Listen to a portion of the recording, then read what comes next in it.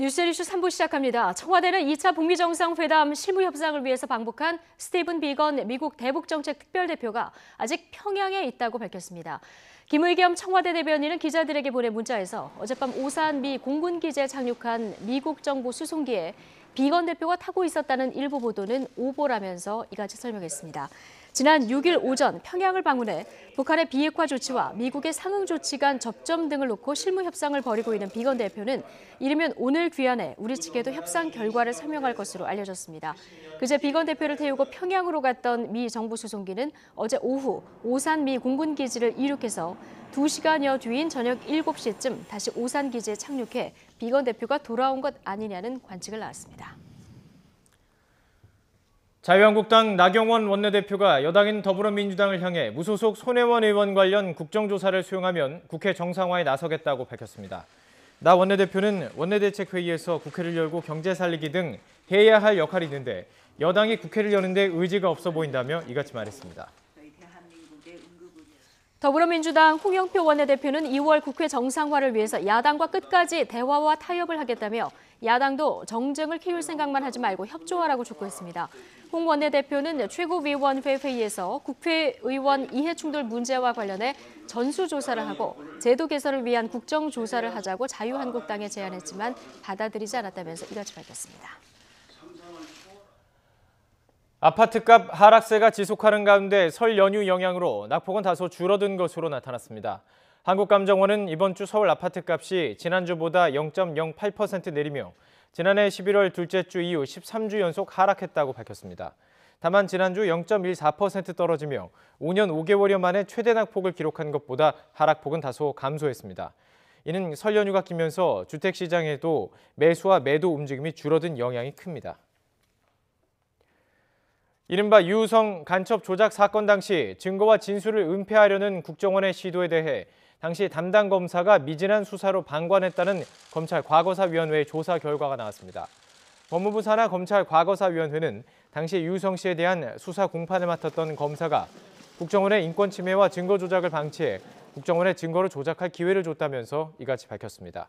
앞서 유우성 씨는 서울시 공무원으로 일하던 2004년 간첩 활동 혐의로 기소되며 일부 언론에 대대적으로 보도됐고 이후 국정원이 제출한 출입경 기록과 영사 확인서 등 핵심 증거가 조작된 사실이 드러나면서 무죄가 확정됐습니다. 유 씨의 변호인단은 이제라도 불법행위가 드러난 만큼 담당 검사 등에 대한 엄정한 수사와 처벌을 촉구했습니다. 유성 씨 변호인단은 과거사위 조사 결과에 환영의 뜻을 밝히면서도 유 씨에 대한 검찰의 보복 기소가 조사 대상에서 제외됐고 증거 조작을 방관한 검사들을 제대로 조사하지 못했다면서 한계점을 지적했습니다. 이어 검찰총장의 사과 권고 조치만으로는 불법행위 재발을 바로잡을 수 없다며 당시 검사 등 불법행위에 관여한 이들에 대해 정식 수사를 통해서 합당한 처벌이 이루어져야 한다고 촉구했습니다. 국민연금이 한진칼에 대해 경영참여 주주권을 행사하기로 한 데 이어서 남양유업에 대해서 정관 변경 주주 제한을 하기로 했습니다. 이익을 내고도 주주 배당에 인색한 기업을 대상으로 배당을 확대하도록 주주권을 행사한다는 방침입니다. 한영규 기자가 보도합니다. 국민연금이 배당 성향이 낮아 이른바 짠물 배당을 하는 기업에 대해 주주권을 행사하기로 했습니다. 국민연금 수탁자 책임위원회는 남양유업에 대해 기존 이사회와 별도로 배당 정책 수립과 공시와 관련한 위원회를 설치하도록 정관을 변경하라는 주주 제안을 하기로 했습니다.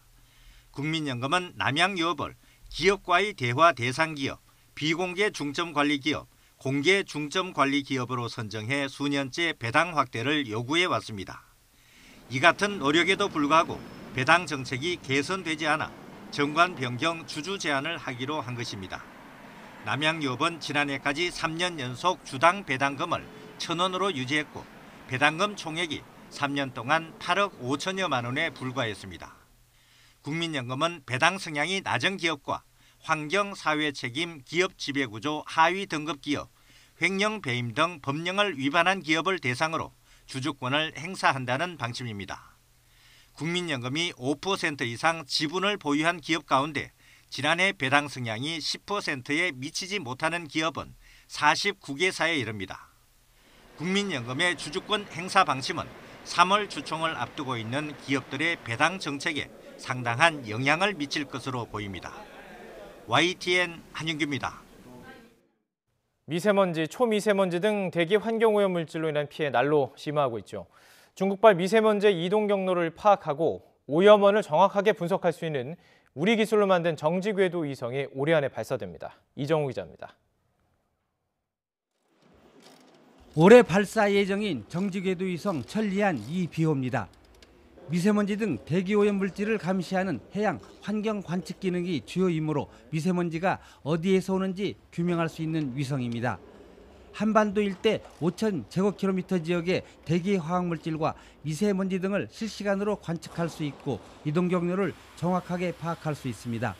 몽고나 중국이나 서쪽으로부터 동쪽으로 이동하는 모든 그 오염 물질들을 저희가 관측할 수 있을 것으로 예측하고 있습니다. 세계 최초로 환경 센서를 탑재한 이 위성은 미세먼지는 물론 질소산화물, 이산화황, 오존층 등 환경오염 물질의 흐름을 한눈에 확인할 수 있습니다. 또 한반도 주변의 해수면 온도 변화와 적조도 관찰할 수 있습니다. 기존 천리안 1호보다 해상도는 4배, 관측 횟수도 2배 이상 향상됐습니다.